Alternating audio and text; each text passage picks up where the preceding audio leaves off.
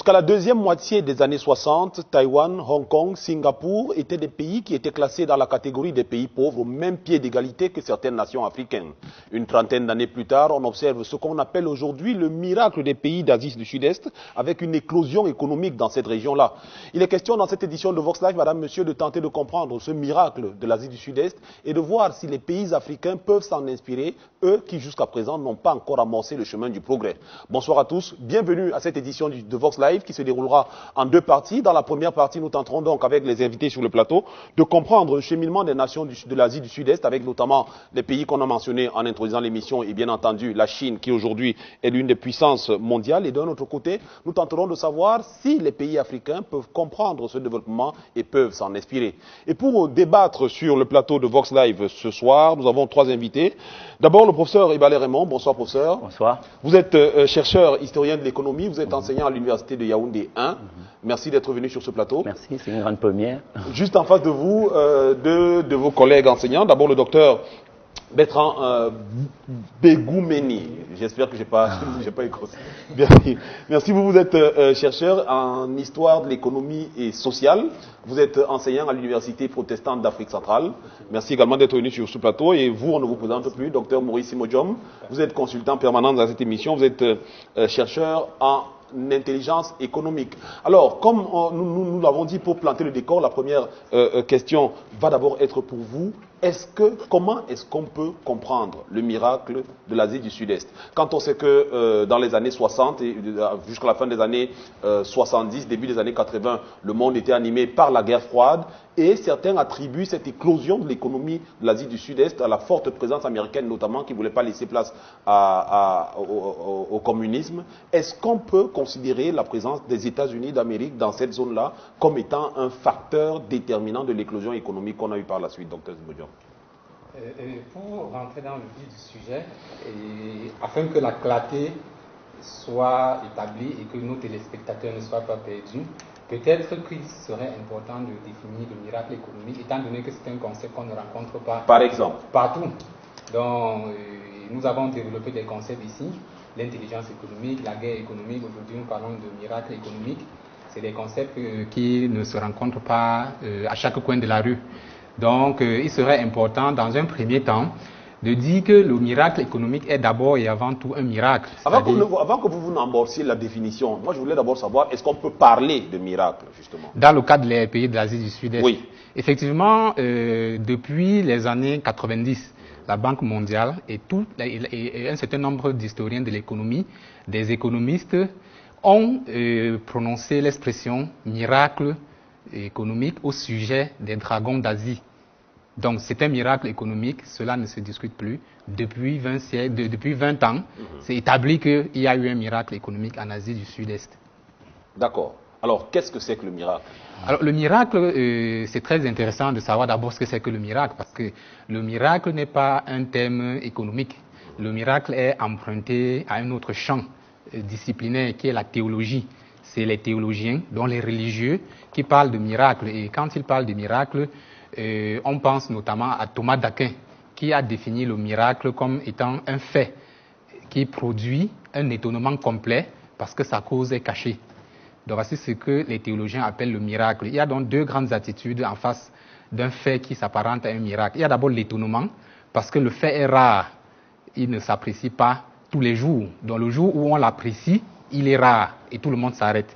Il y a ensuite l'admiration, parce que le fait est beau et il éblouit, tout le monde admire. Donc quand les historiens de l'économie et les économistes empruntent ce vocable aux théologiens, ils ajoutent naturellement l'adjectif économique, ça devient le miracle économique, et ils gardent les deux attitudes qui sont l'étonnement et l'admiration, mais ils apportent une troisième attitude qui est la curiosité. Et pourquoi est-ce que le miracle religieux ne suppose pas la curiosité? Parce que la source du miracle religieux est divine. Et nous savons tous, en lisant la Bible, que les voies de Dieu sont insondables. Donc on ne peut pas questionner le miracle religieux.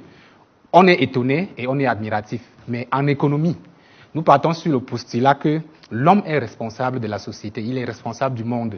Il va transformer le monde, il a les capacités pour créer la richesse, la redistribuer. Ce qui fait de lui un acteur central de la notion de la prospérité. Donc, face à un miracle économique, l'homme ne s'interroge pas seulement, il cherche à savoir qu'est-ce qui s'est passé pour pouvoir reproduire. Parce que tout le monde aimerait à un moment donné rentrer dans le succès. C'est pour cette raison que nous avons la possibilité aujourd'hui d'étudier le miracle économique de l'Asie du Sud-Est, parce que nous estimons que, en sachant ce qui s'est passé en Asie du Sud-Est, les pays africains peuvent mieux travailler à obtenir leur propre miracle économique. Et de miracles, nous parlerons tout au long de cette émission. Je voulais juste vous demander, professeur Ebale, vous qui êtes dans l'histoire de l'économie, est-ce qu'il y a souvenance, parce que c'est quand même, le docteur Simodium fait bien de mentionner le terme miracle, c'est quand même un délai assez court. En 30 ans, des pays sont passés à pays pauvres, à pratiquement aujourd'hui, bon, le concept pays émergent, mais pratiquement à des puissances économiques importantes. Est-ce qu'il y a, à part la région d'Asie du Sud-Est, est-ce qu'on a un précédent dans le monde? Non, le précédent qu'il y a dans le monde, c'est les pays industrialisés qui constituent la référence en matière d'histoire économique, parce qu'on sait que le développement a été insufflé par l'Occident. Oui. Et quand je dis l'Occident, je me situe peut-être au niveau de l'Europe du XVIIIe siècle, et puis par la suite, ça va se transférer vers les États-Unis. Puisqu'on parle de l'Asie aujourd'hui, l'Asie est venue un peu en retard. Ça signifie que intervient la notion de comparatisme. Parce que si on parle de miracle aujourd'hui, c'est que nous comparons l'Asie peut-être à d'autres régions. Oui, mais moi, ma question était concernait surtout le facteur temps. Oui, c'est le facteur temps. C'est 30 ans. Oui, c'est 30 ans, c'est ce facteur temps justement qui étonne, comme le disait mon collègue tout à l'heure. C'est le facteur temps. Comment se fait-il qu'en 30 ans, des pays peuvent partir de presque de rien du tout pour être au niveau où ils sont aujourd'hui? C'est qu'il y a eu quelque chose, il y a eu un travail. Bon, c'est ça qu'on va essayer de voir, ce qui s'est passé. Alors, docteur Begoubini, dites-nous, si on part du principe qu'il y a 30 ans, les pays d'Asie du Sud-Est étaient au même niveau que les pays africains et que 30 ans plus tard, les pays africains font pratiquement du statu quo, sont restés sur place et qu'eux, ils ont avancé, et qu'on en vienne à parler de miracle, est-ce que, finalement, pour rester dans la terminologie, est-ce qu'il y a une recette miracle? Bien, moi, je ne partage pas pleinement l'analyse qui conclut à un miracle économique. D'accord. Parce que, comme le disait le docteur Maurice Djoum tout à l'heure, le miracle a des causes cachées. Et le miracle, en principe, ne relève pas de l'initiative, du savoir-faire, de la capacité de l'homme. L'homme subit plus ou moins le miracle. Il est dans une situation passive, on parle de sa foi. Maintenant, en économie, dire qu'il y a un miracle donnerait l'impression que les principales activités économiques, production, distribution, consommation, et tout ce que cela comporte, que ces principales activités économiques n'ont pas été menées par les hommes qui en étaient incapables, et puis, du jour au lendemain, eh bien, il y a transformation de la société. Donc, du point de vue historique, l'avenir est une suite de soi, et non un soi par la suite. Donc, on ne peut pas s'attendre à un miracle. Je ne partage pas l'idée d'un miracle. Par contre, quand vous observez l'évolution de ces sociétés, qu'on compare abusivement aux sociétés africaines, vous vous rendez compte qu'à partir du 19e siècle, il y a une différence entre la situation, l'état des lieux en Afrique, une Afrique qui fait face aux conquêtes et qui se bat à résister vainement aux conquêtes, et une Asie du Sud-Est, par exemple, je prends le cas de Hong Kong, qui est déjà, à partir de 1842, sous la domination britannique, et qui le reste, avec les accords de 1898, jusqu'à 1997, une région administrative spéciale, mais gérée par des Britanniques, qui y investissent énormément. On reviendra certainement sur les détails à un moment donné, mais vous comprenez que pendant que les uns se battent pour résister à des agresseurs, d'autres sont déjà en train de recevoir des apports extérieurs qui contribueront plus tard à leur éclosion économique. Quand on prend le cas de la Corée, à partir de 1816 déjà, les États-Unis, ce qu'on ne dit pas beaucoup, construisaient des lignes téléphoniques en Corée. Il s'agissait encore de la Corée unique, pas de deux Corées aujourd'hui. Mais on considère de telles infrastructures participent précisément du processus de développement économique sur la durée, mais n'existent pas en Afrique. Donc, pour moi, et à mon humble avis, cette comparaison est une comparaison abusive. Du coup, j'estime que l'expression miracle économique procède d'une sorte de propagande idéologique du FMI et de la Banque mondiale qui, au début des années 90, dans le contexte de la pensée unique, ces deux institutions ont voulu faire croire à l'Afrique et au reste du monde que l'Asie du Sud-Est, quelques pays, la bande des quatre, comme on les a souvent appelés, que ces pays possédaient une recette spéciale qui permettait de parvenir à l'éclosion économique. Et laquelle recette spéciale? On vous dit une main-d'œuvre abondante et peu qualifiée, ce qui ne peut pas aujourd'hui, dans les conditions que nous connaissons, propulser économiquement un pays. On vous parle de bas salaires. Les bas salaires, ça signifie, les faibles salaires, ça signifie une faible consommation, donc une faible épargne et forcément un ralentissement de la production. Donc, on se situait, on était en fait dans la logique du sacrifice du social au profit du capital. Et c'est dans cette atmosphère idéologique de la pensée unique que ces deux institutions qui sont précisément les vecteurs, les véhicules, les défenseurs de cette pensée unique ont voulu promouvoir une pensée néolibérale en prenant un exemple qui ne peut pas être reproduit partout. Nous reviendrons sur les éléments de comparaison tout à l'heure entre l'Afrique et l'Asie du Sud-Est. Je pense que vous vouliez réagir. Oui, le fait est que il dénie le terme miracle économique. Mais ce qui est sûr et ce qui est certain, ce qui est devant nous, c'est que ces pays ont changé. Non, mais il le dénie, il ne fait pas que le dénier, c'est-à-dire qu'il apporte des éléments... Oui, je veux dire, quand il dit qu'il n'est pas d'accord avec le miracle, bon, mon collègue l'a développé, c'est quelque chose qui étonne. Bon, aujourd'hui, nous sommes étonnés par l'avancée, par le niveau de ces pays. Alors, moi, je voudrais saisir la balle que le docteur Bigoumouni a lancée au bon sur l'apport des puissances étrangères. Le cas de la Grande-Bretagne avec Hong Kong, le cas des États-Unis avec la Corée. Le Japon. Ça peut être un élément justificatif. Mais c'est l'un des éléments justificatifs du développement de l'Asie du Sud-Est. Tout le monde sait que la majorité des pays de l'Asie du Sud-Est vont se greffer au développement économique du Japon, qui a été porté par les États-Unis après la Deuxième Guerre mondiale, où les États-Unis voulaient se faire pardonner, calmer leur conscience après la bombe à Hiroshima en août 1945. Et historiquement, on sait que la majorité de ces pays vont profiter, n'est-ce pas, de ce soutien américain au Japon.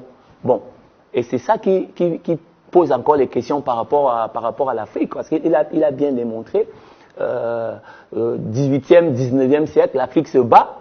Pendant ce temps, en Asie, les puissances européennes sont en train de mettre en place des structures qui vont faire que, dans les années 60, ça va éclore. Vous prenez le cas de l'Inde.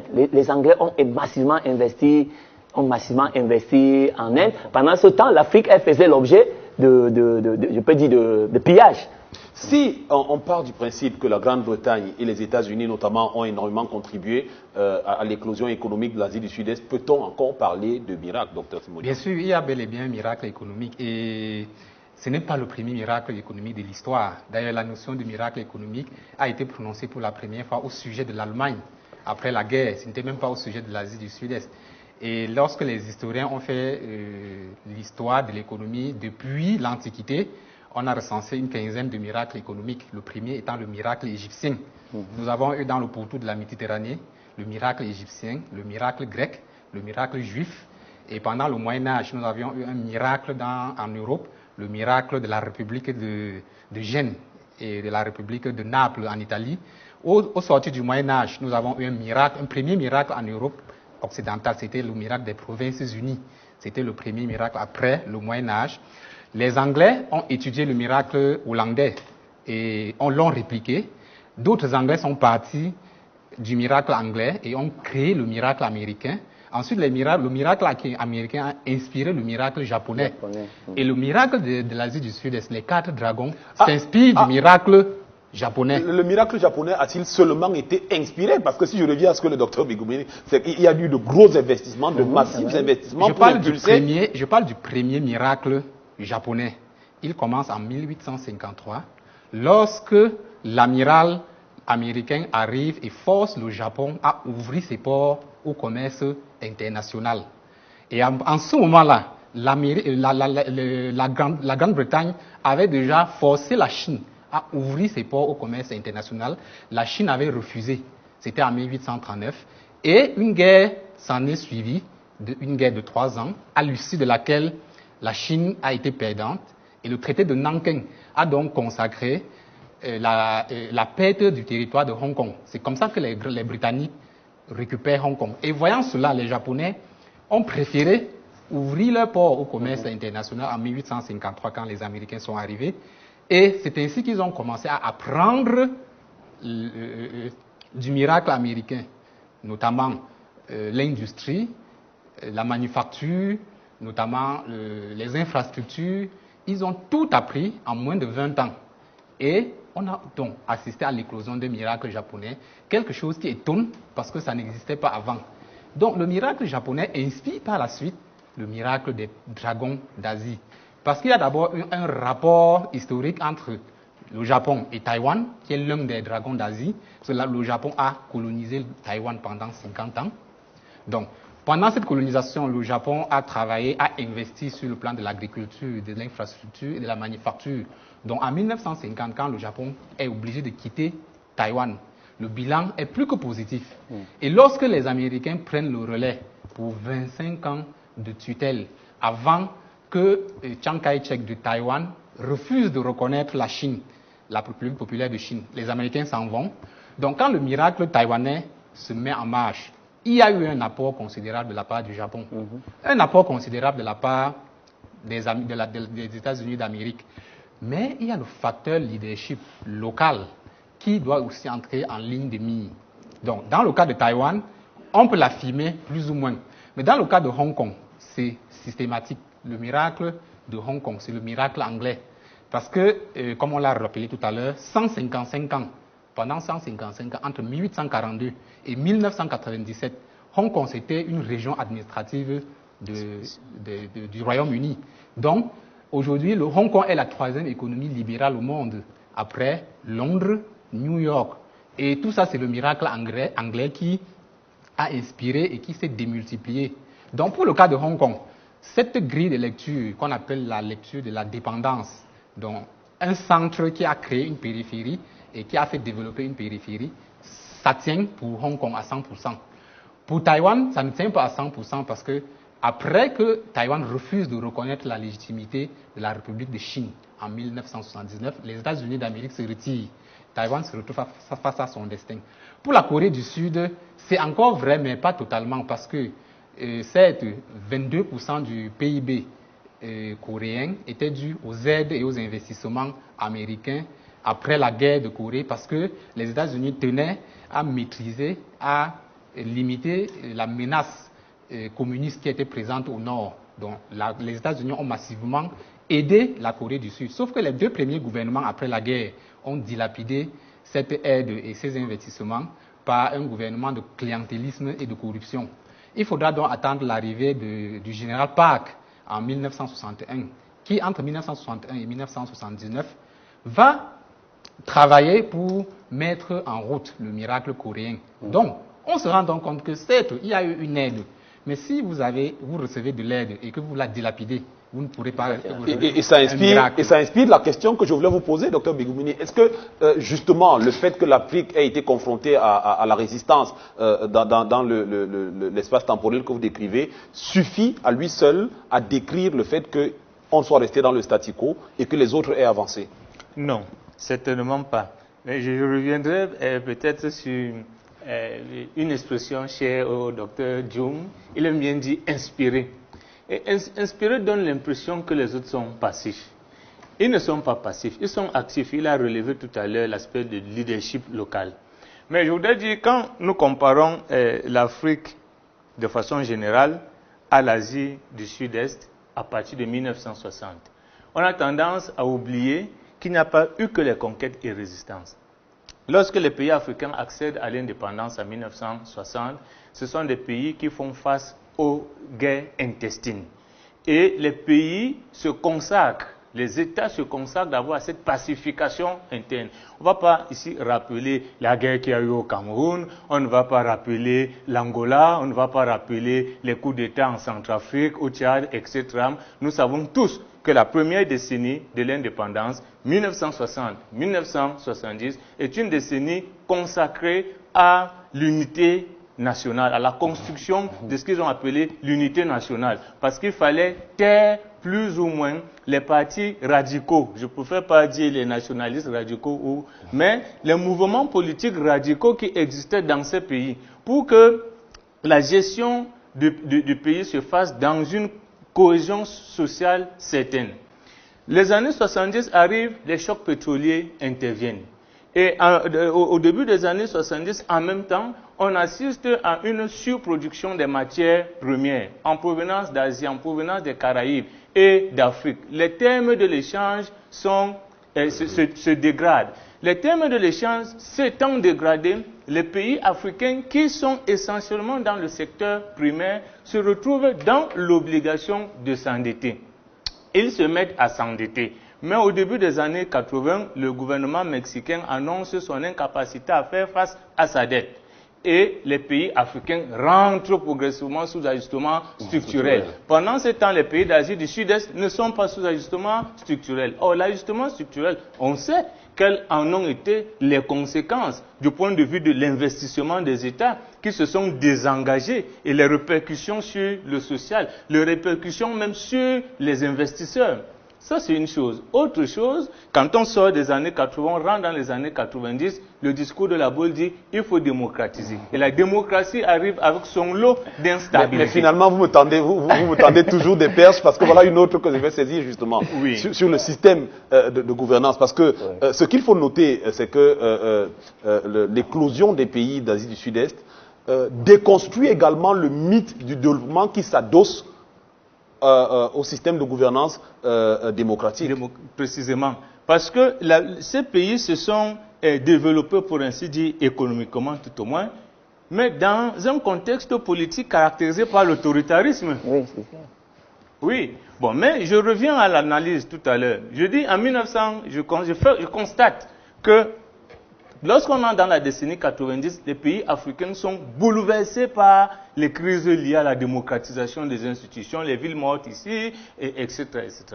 Ça aussi, ça n'encourage pas les investisseurs à engager leurs capitaux dans vos économies. Par contre, la relative cohésion sociale, stabilité, même sous autoritarisme en Asie du Sud-Est, a encouragé les investisseurs. Les Américains n'auraient pas pu investir de grosses sommes d'argent dans des pays instables. Et c'était précisément pour éviter une instabilité due au communisme que cela s'est fait. C'est dire que le développement, le miracle que je mets entre guillemets économique du Japon a inspiré celui de Hong Kong, a inspiré celui de Taïwan, a inspiré celui de la Corée du Sud. Les Américains constatent que la Corée du Nord est belliciste et risque d'envahir toute la péninsule coréenne. Ils investissent donc suffisamment d'argent pour que les poches de pauvreté qui se trouvent en Corée du Sud évitent de sombrer dans le communisme. Et il se trouve donc au début des années 80, il y a une surévaluation du yen. Et cette surévaluation du yen fait en sorte que ces pays qui avaient commencé à développer l'industrie textile, à développer en tout cas les secteurs comme l'électronique, etc., qu'ils puissent vendre davantage aux États-Unis. Ça a commencé par le Japon qui a commencé à vendre énormément aux États-Unis. Et les Américains, pour réagir, ils ont délocalisé leur production en Asie du Sud-Est pour contenir sur place les productions de cette partie de l'Asie et pour bénéficier également du marché, déjà le marché du travail, une main-d'œuvre abondante et peu coûteuse et toujours avantageuse pour l'investisseur. Les Japonais eux-mêmes, ayant été contraints de la sorte par les Américains, se mettent à délocaliser dans tous ces petits pays. Ils délocalisent à Hong Kong, ils délocalisent à Taïwan, ils délocalisent en Corée du Sud, ils délocalisent en Malaisie, ils délocalisent en Thaïlande, etc. Et alors, vous savez que les délocalisations favorisent le transfert des technologies. Mais pendant ce temps, que se passe-t-il en Afrique.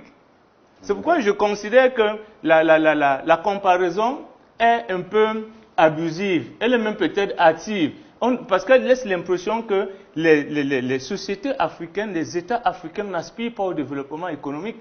Seulement, les conjonctures ne sont pas les mêmes. Et dans le cas des régions, des pays, des dragons d'Asie, il y a une autre réalité. Une réalité sous-régionale, parce qu'il y a des pôles qui tirent. Mais en Afrique, pendant ce temps, quel est le pôle qui tire les autres, qui inspire, comme le disait... Professeur Ibalé, à écouter le docteur Bigoumini, on a l'impression effectivement que l'Afrique a péché par deux choses. D'abord, sa très hâtive proximité avec les institutions de Bretton Woods et ensuite avec le système de gouvernance qui est passé très rapidement à la démocratisation. Est-ce que finalement, ailleurs, on se développe dans l'autoritarisme? Est-ce que ce n'est pas finalement le mode de gouvernance qui convient? Depuis les années 60, l'Afrique ne vit que sur l'autoritarisme. Hein? Tout le monde sait que les avancées économiques du Cameroun aujourd'hui l'ont été parce que le président Ahidjo était quelqu'un qui était regardant dans un certain nombre de choses. Bon, moi, ce que je vais dire par rapport à mon collègue, j'ai l'impression que mon collègue veut dédouaner les États africains. Alors, pendant que l'Asie subit toutes ces choses, pendant que l'Asie subit toutes ces influences, le point c'est que font les Africains? Lui-même, il le dit. Nous sommes en train de chercher la cohésion sociale pour éteindre les foyers de tension, retrouver la stabilité et la cohésion dans presque tous les pays. Hein? Et ces foyers de tension, parfois, on avait les moyens de les arrêter, mais les Africains refusaient de faire la paix, parce qu'après les indépendances, c'est tout le monde qui voulait monter au pouvoir. Alors vous regardez les décolonisations françaises, les décolonisations portugaises, hein, les décolonisations peut-être anglaises qui ont été un peu moins brutales. Moi, je pense que dans l'état actuel, nous avons raté, n'est-ce pas, nous avons raté ce départ dans les années 60 parce que nous n'avons pas voulu nous-mêmes nous arrêter pour voir qu'est-ce qu'on peut faire.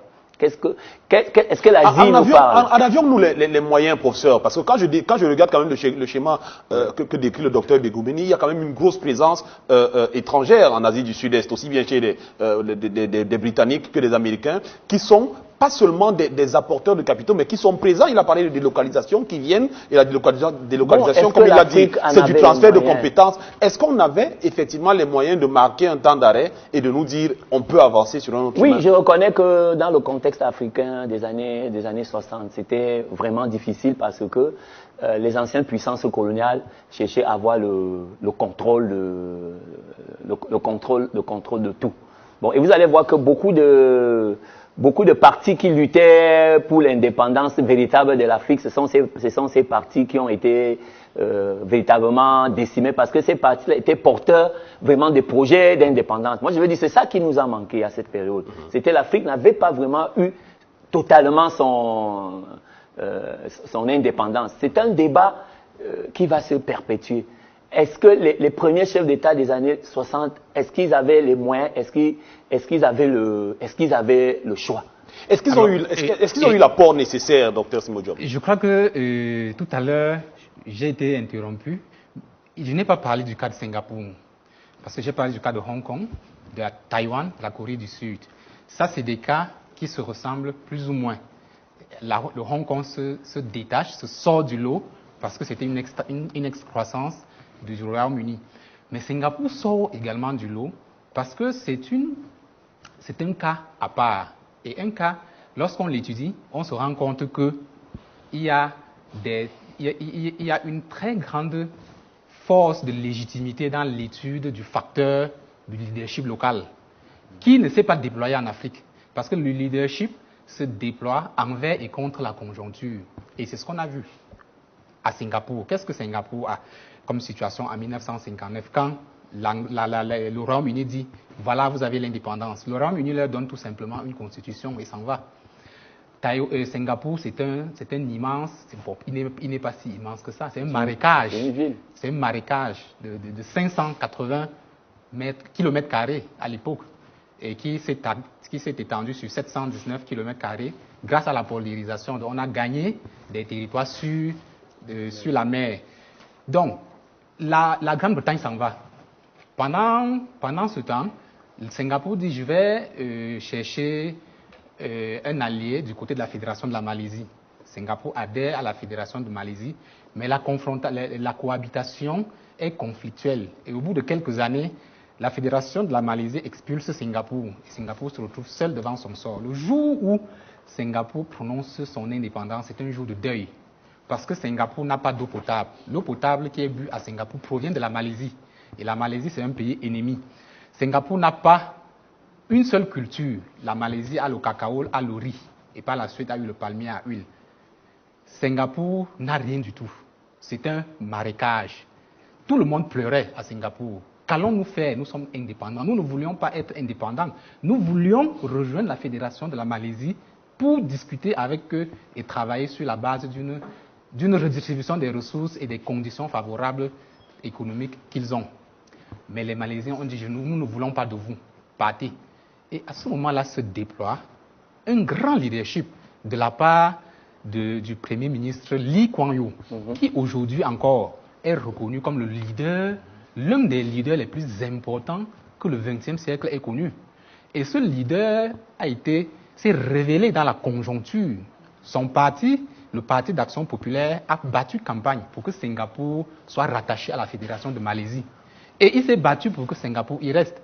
Mais le jour où la Malaisie dit « nous ne voulons plus de vous », Lee Kuan Yew doit rechercher au fond de lui l'énergie, la détermination et la force nécessaires. C'est le père de Singapour, oui, cet homme-là. Pour trouver la voie. Donc le miracle de Singapour, qu'est-ce que c'est? C'est le miracle d'un homme, Lee Kuan Yew, qui, alors que tout était donné, perdu pour Singapour, a mis en place une grande stratégie sur le plan commercial, sur le plan de la manufacture, sur le plan de la finance, pour créer de la valeur. Et il a écrit une autobiographie dans laquelle il a expliqué ses recettes. Et tout le monde se rend très bien compte que ça n'a pas été facile. Il fallait même d'abord combattre les Américains. Parce que les Américains ne comprenaient pas que dans des conditions d'autoritarisme, on puisse avoir le progrès économique. C'était un précédent que l'Amérique ne voulait pas du tout. Parce que la théorie économique et la théorie sociale, c'était d'expliquer aux gens que le progrès économique vient dans le cadre des institutions inclusives. Ça veut dire des institutions dans lesquelles tout le monde a droit à la participation publique. Alors, je repose la question que je posais au docteur et au professeur Ebalé. Ça veut donc dire qu'il faudrait peut-être que les pays africains retournent à l'autoritarisme?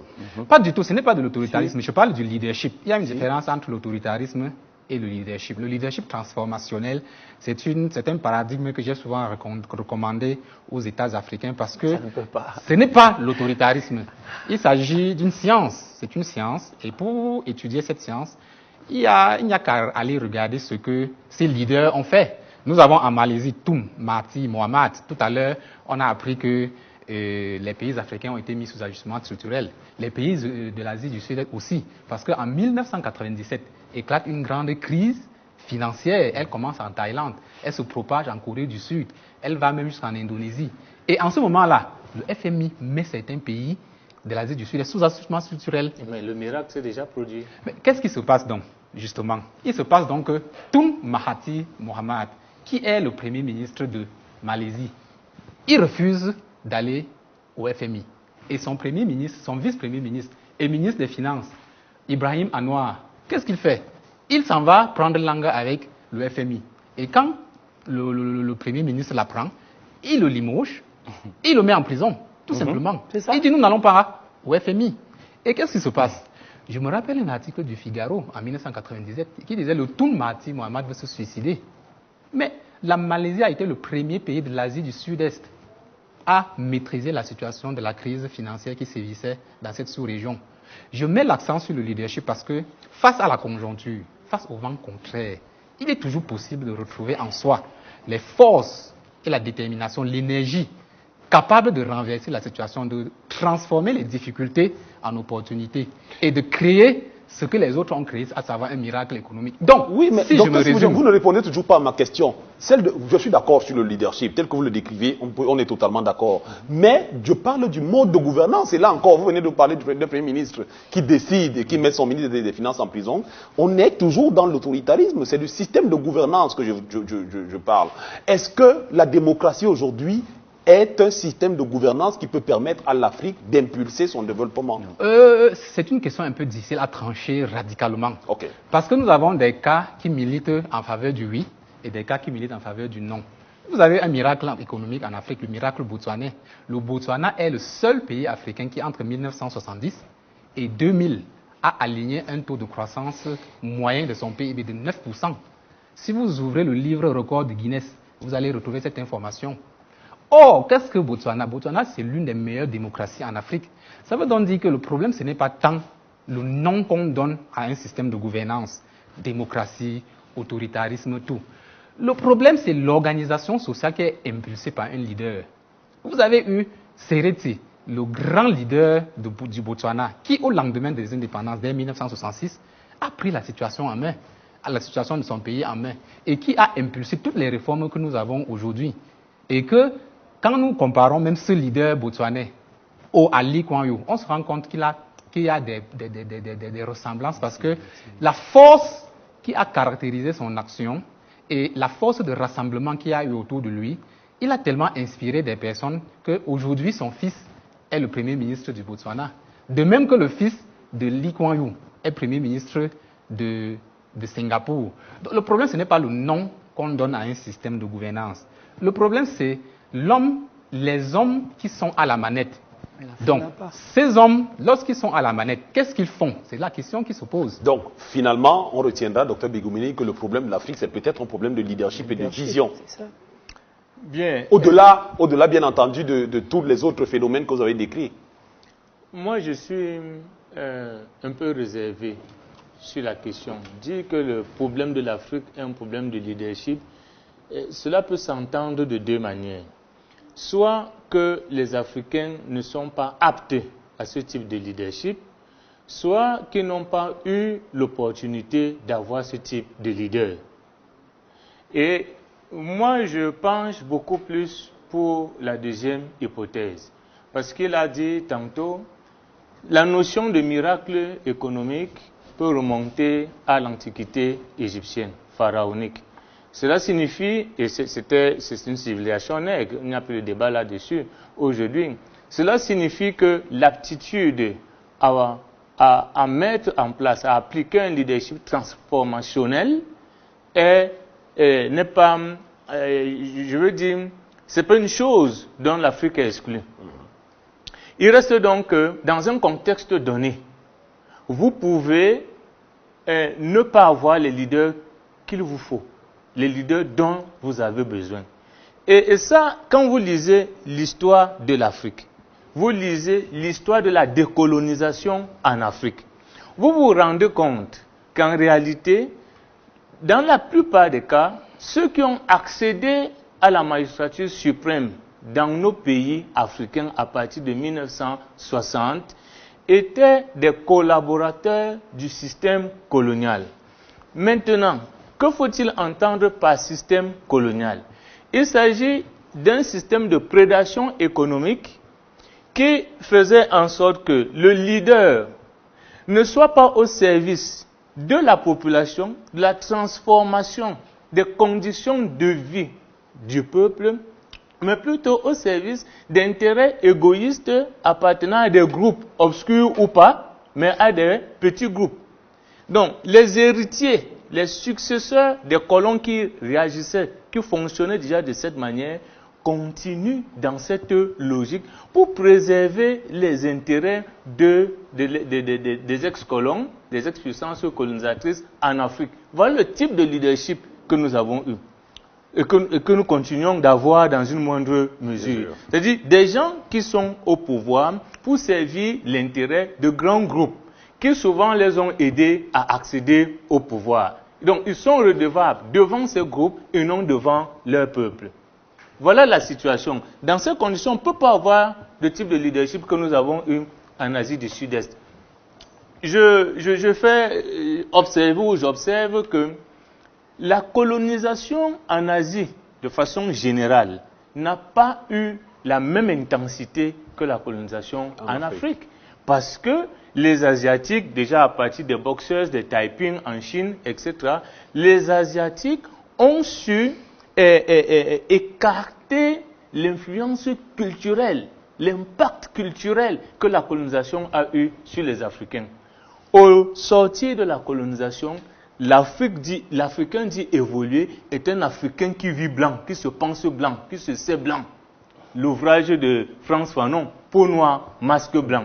Donc, il fonctionne pour reproduire la société occidentale en Afrique et non pour prendre en compte les réalités particulières de l'Afrique pour aménager à ce continent, pour aménager à son peuple, à sa nation, une éclosion, une prospérité attendue pourtant par les populations. Donc nous sommes aptes au leadership, mais encore transformationnel, mais encore faut-il qu'on ait des leaders suffisamment libres. C'est ça, c'est le problème de l'autonomie. Est-ce que, professeur Ibalé, le schéma que décrit le docteur Bigoumi ne découle pas aussi du fait que l'élite africaine qui naît après les indépendances, et même avant les indépendances, est une élite qui est formée à l'école occidentale pour reproduire ce schéma de peau noire, masque blanc? C'est-à-dire que, est-ce que le fait que l'élite africaine soit allée massivement se former à l'école occidentale n'a pas aussi été d'une influence négative? C'est une élite qui a été formée là-bas. J'ai été formé là-bas. Nous avons été formés là-bas, mais je pense que là, nous sommes dans les années 60, dans les années 70. Maintenant, nous sommes dans les années 2017. Et la question que moi j'ai envie de poser à mon collègue, c'est que jusqu'à quand ce leadership... Non, nous arriverons. Vraiment. Jusqu'à quand ce leadership va tarder en Afrique? Puisque nous ne sommes plus dans le contexte. Le monde a évolué, le monde a changé. Je pense qu'il y a même maintenant un concept qui existe qu'on appelle la gouvernance mondiale, où on essaie de voir comment les pays, mais jusqu'à quand ce leadership transformationnel va manquer à l'Afrique, puisque les générations passent et les générations ne se ressemblent pas.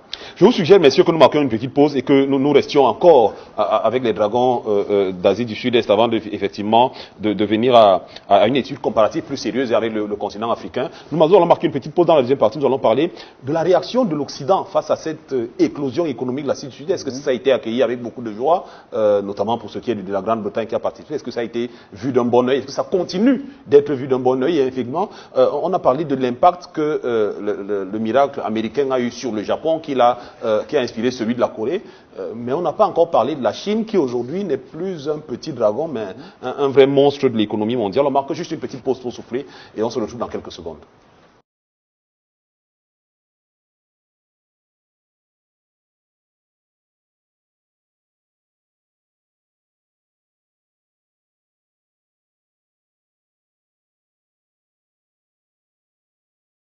On est donc de retour sur le plateau de Vox Live et nous parlons aujourd'hui des dragons d'Asie du Sud-Est, avec notamment l'éclosion économique de ces pays-là, Taïwan, Hong Kong, la Corée du Sud. Et on va dans quelques instants parler de la Chine. Mais avant de parler de la Chine, est-ce qu'on peut penser que cette éclosion économique qu'a connue, ou alors qu'ont connu les pays d'Asie du Sud-Est subventionnés, a été pour faire plaisir à l'Occident, à l'Europe notamment? Alors, c'est dubitatif. Ça a fait plaisir à un certain nombre de pays occidentaux lorsque nous nous situons dans le contexte des délocalisations industrielles pour aller chercher une main-d'œuvre à bas prix. Vous êtes au courant de l'accident qu'il y a eu, je crois, au Bangladesh, où la majorité des grandes enseignes de la mode en Europe allaient fabriquer ces vêtements-là au Bangladesh, et ça a créé un accident qui a fait beaucoup de morts. Alors pour certains pays occidentaux, oui, mais pour d'autres, moi je me souviens en 1995, j'étais en France et les pays européens réclamaient après la naissance de l'OMC par le traité de Marrakech en 1995, il faut que la Chine rejoigne l'OMC, Et effectivement, quand la Chine a rejoint l'OMC, je me souviens très très bien, le président Chirac était président, le président Chirac était au pouvoir en France. Quand la Chine a ouvert le secteur du textile, en moins de 2 mois, on a commencé à compter des centaines de petites entreprises françaises dans le textile qui ont commencé à fermer. Et je me souviens, le président Chirac a dû faire rapidement un voyage en Chine pour aller dire aux Chinois non. On vous a dit d'ouvrir, mais on ne vous a pas dit d'ouvrir de cette manière-là. Alors pour certains, puisque la Chine est devenue un pays énormément concurrent, qui commence à gagner les parts de marché partout dans le monde, en Afrique, même en Europe, la Chine prend des parts de marché. Mais pour certains pays, et dans des secteurs industriels précis, la Russie de l'Asie du Sud-Est n'est pas une bonne chose.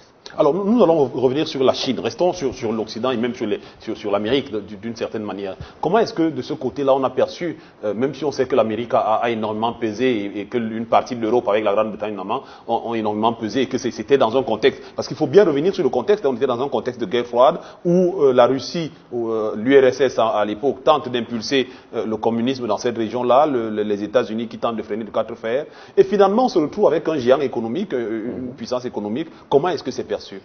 Je crois que le miracle économique des dragons d'Asie a été une gifle pour le modèle occidental du progrès économique qui s'appelle le développement depuis octobre 1949 avec le discours de Harry Truman, notamment dans le point 6, lorsqu'il a inventé la catégorie de sous-développement.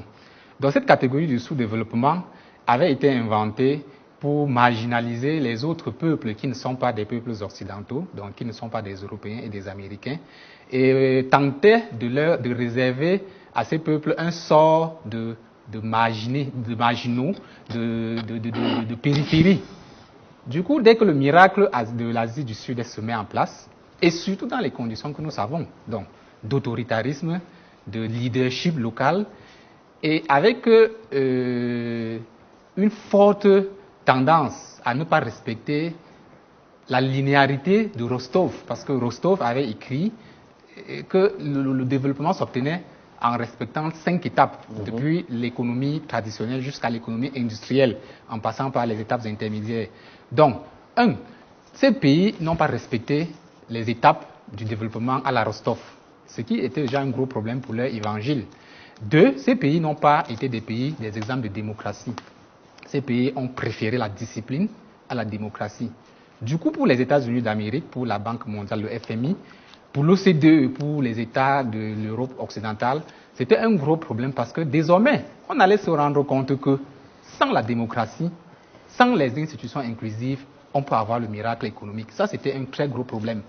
Et ces pays de l'Occident se sont battus corps et âme pour discréditer le miracle économique des pays de l'Asie du Sud-Est.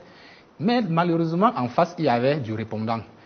Souvenons-nous de la querelle de l'asiatisme au début des années 90, lorsque Lee Kuan Yew, le maître Lee, a profité de toutes les tribunes aux Nations Unies, dans tous les journaux américains, de Washington Post et tout ça, pour tirer à boulet rouge sur le modèle occidental de la société libertine, de la société dans laquelle le droit d'aînesse n'existe pas, la société de toutes les dépravations morales, et vanter les valeurs de l'asiatisme, les valeurs du confucianisme, qui sont notamment le respect du droit d'aînesse, le respect filial et le respect de l'équilibre dans la société. Il y a le respect du droit d'aînesse ici chez nous. Voilà. Bon, ça produit des résultats plutôt différents. Donc le problème donc, c'est qu'il y a donc une guerre symbolique entre ceux qui avaient estimé qu'ils n'avaient pas besoin de la démocratie, que la démocratie n'était pas adaptée à leur culture et qu'ils pouvaient produire le miracle économique sans toutefois nécessairement passer par la démocratie, d'un côté. Et de l'autre, ceux qui avaient les rênes du monde entre les mains, ils avaient, au lendemain de la Deuxième Guerre, ils avaient créé les institutions de Bretton Woods pour transformer la colonisation de la force par la colonisation de l'influence. Donc ils ne tenaient pas à ce qu'il y ait des précédents. Malheureusement, il y en a eu. C'est pour cette raison que lorsque nous travaillerons sur le message que ces miracles envoient au continent africain, nous nous rendrons très bien compte que l'un des premiers messages, c'est de dire on n'a pas besoin forcément de la démocratie pour avoir son miracle économique. Avant d'y arriver, professeur Bigoumbini, est-ce que la perception que l'Occident et l'Amérique ont de cette réussite d'Asie du Sud-Est a changé aujourd'hui? Moi, pardon, je pense qu'il faut observer deux niveaux d'analyse. Il y a le niveau idéologique et il y a le niveau économique. Sur le plan idéologique, la réussite des pays de l'Asie du Sud-Est est une bonne chose pour l'Occident parce que c'est l'économie libérale qui réussit. C'est la démonstration. Nous sommes dans un environnement menacé par le communisme en Corée du Nord et en Chine.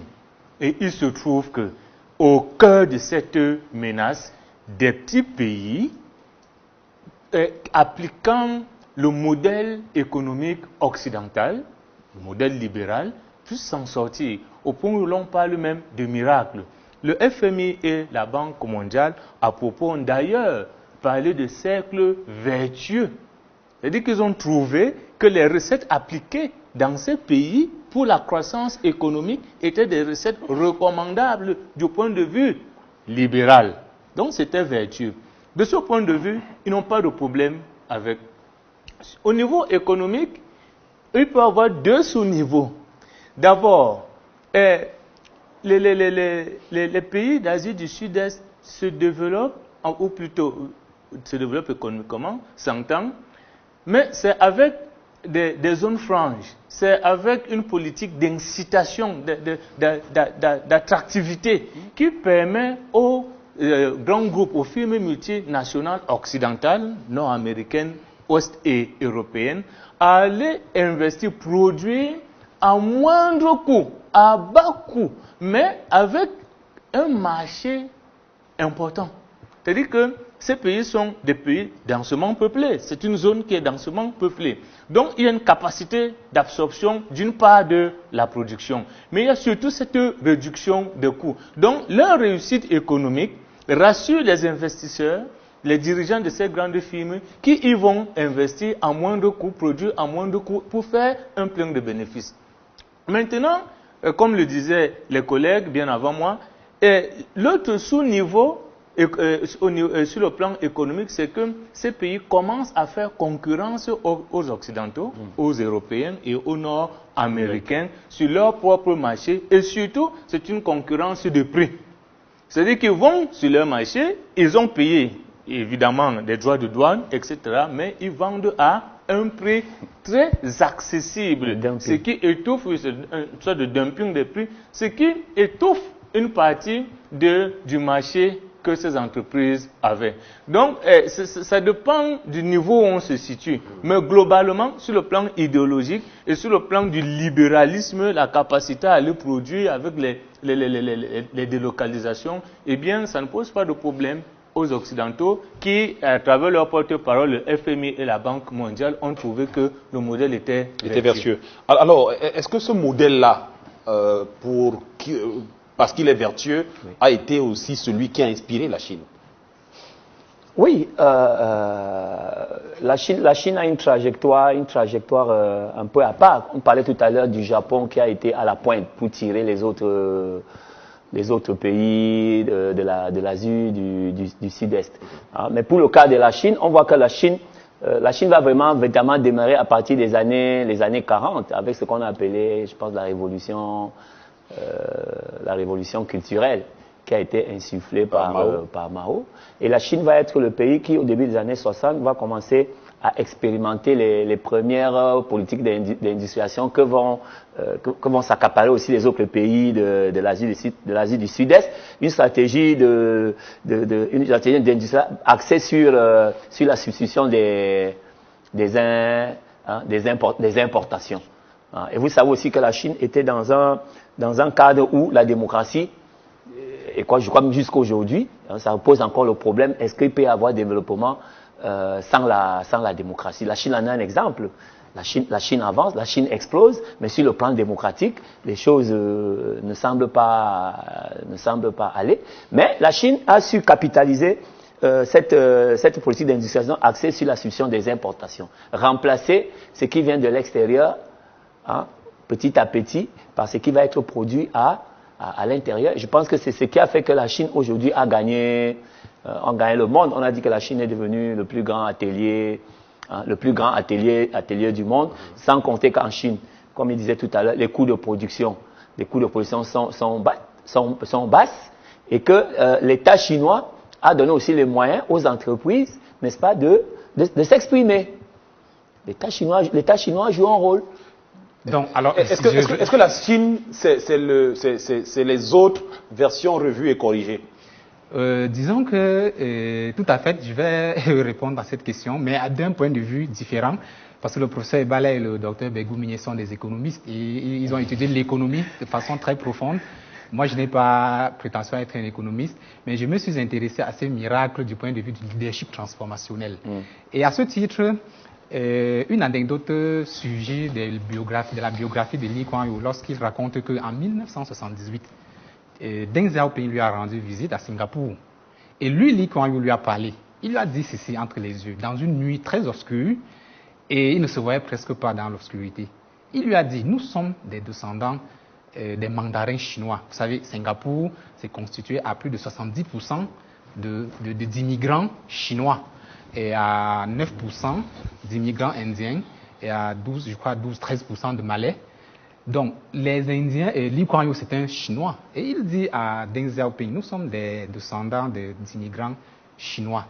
Nous sommes tout petits, ils étaient 1,5 million seulement à l'époque, et nous sommes tout petits, et puis nous avons oublié l'élitisme des mandarins.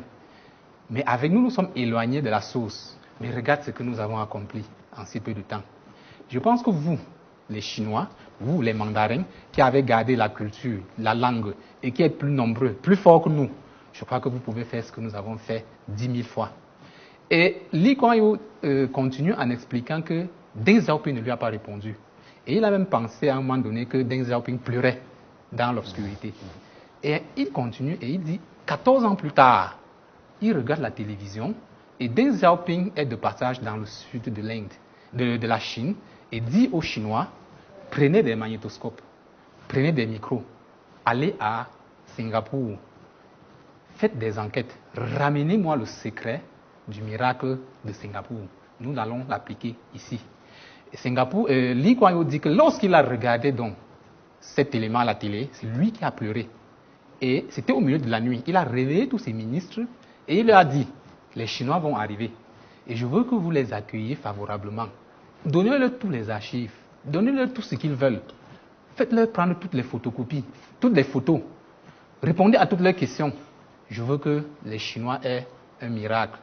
Et ça, c'est l'une des 5 recettes, nous allons peut-être certainement revenir, c'est l'une des 5 recettes de Lee Kuan Yew, le pragmatisme. Mais pourquoi les Africains n'ont pas fait comme ça? Nous allons certainement y arriver. On arrive, donc, professeur Ibarret, on arrive. Le pragmatisme. Lee Kuan Yew, le premier secret du miracle de Singapour, c'est celui du leadership de Lee Kuan Yew, c'était le pragmatisme.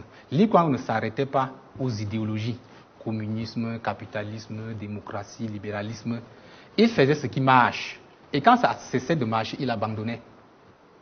C'est pour cette raison que lorsque Deng Xiaoping dit ceci, dans les années 78 ou dans les années 80, je ne sais plus très bien quand, peu importe la couleur de la souris, de la couleur du chat, pourvu qu'il attrape la souris. C'est un hymne au pragmatisme. Donc ça veut dire qu'on n'a plus besoin forcément d'être communiste, comme on l'a été pendant 40 ans et on a vu le résultat catastrophique. On n'a pas besoin d'être forcément capitaliste. Nous avons juste besoin de faire ce qu'il faut faire. Donc c'est dans ce sens que je vais revenir au terme que j'utilise beaucoup, le docteur Bergou-Meunier. Le miracle de Singapour a inspiré le miracle chinois. Et depuis l'Antiquité, les miracles se transmettent. Il n'y a que le miracle égyptien qui est un miracle pur et originel. Depuis l'Égypte, les peuples étudient les miracles des autres et le reproduisent dans leur contexte de préféré. Donc, il n'y a pas de honte à dire que la Chine a étudié le miracle, le pragmatisme de Lee Kuan Yew et l'a appliqué. Il n'y a aucune honte. Ce n'est pas dénier la détermination et la force des Chinois. Au contraire, c'est tout juste pour reconnaître que la Chine s'est tracée, s'est indiquée. La Chine s'est positionnée dans la trajectoire de tous les peuples qui, depuis la Grèce, étudient ce que les autres font et reviennent pour essayer d'isoler les recettes applicables et de laisser tomber les recettes qui sont dans la pesanteur. Et c'est la question que je voulais vous poser, parce que quand on écoute le professeur Ibarret et le docteur Simo Diop, on se rend quand même compte que les différents miracles se sont inspirés les uns des autres, mais chacun, bien que s'inspirant des autres, a su le faire à sa sauce, a su y mettre ses propres ingrédients et le contextualiser. Oui, pour revenir à la Chine, il est important de rappeler que au XIXe siècle, lorsque l'Occident va à la rencontre de la Chine est déjà une civilisation bien avancée. La Chine a commencé à réaliser un certain nombre de progrès. On a d'ailleurs parlé d'un géant au pied d'argile du fait de ses divisions politiques intestines, mais sur le plan de la technique, je ne me risquerai pas à parler de la technologie, La Chine avait la boussole, la Chine la caravelle à voile, la Chine la poudre à canon, la Chine la brouette, la Chine... Donc sur le plan, c'est un peuple, on dit, industrieux. C'est des gens qui sont très actifs, très dynamiques, ce sont des fourmis, pour ainsi dire, pour reprendre l'image du travail. Maintenant, il faut reprendre un contexte idéologique que nous faisons que reprendre. Lorsque la révolution chinoise est opérée en octobre 1949, la Chine a en face d'elle le Japon, qui est soutenu par les États-Unis, et la Chine doit s'affirmer dans cet environnement au risque d'être absorbée. Le président Mao Tse-tung, le leader, là je reviens donc au leadership transformationnel, le Mao Tse-tung ou Mao Zedong, comme on veut, met donc en place un ensemble de réformes conséquentes et relatives à cette vision d'autonomie, d'affirmation, de rayonnement international de la Chine. Dans les années 50, on a parlé du grand bond, etc. Donc, des réformes agraires, des réformes structurelles, des réformes mentales, etc. Toutes ces choses, eh bien, ses successeurs les héritent après lui. Mais on oublie souvent un petit détail quand on parle du développement économique de la Chine. C'est que Hong Kong constitue pour la Chine le trait d'union, une Chine officiellement communiste. Hong Kong a constitué pour la Chine la passerelle entre le monde libéral et le monde communiste. On pensait la Chine refermée, mais à travers Hong Kong, elle était ouverte. Les ouvriers partaient de Chine pour Hong Kong, où la production se faisait à moindre coût, mais Hong Kong était sous l'administration de la Grande-Bretagne. Donc, en réalité, les produits occidentaux arrivaient à Hong Kong et se retrouvaient en Chine. Pour copier. Oui. Et Hong Kong constituait le carrefour, le lien, la courroie de transmission entre la Chine et le reste de l'Asie. La Chine est le Chinatown, non seulement de l'Asie, mais également de l'Occident. C'était Hong Kong. Donc la Chine a beaucoup profité du miracle qui se produisait à Hong Kong. Moi, je préfère toujours l'éclosion économique, la croissance, le progrès qui se réalisait à Hong Kong. La Chine en a beaucoup profité.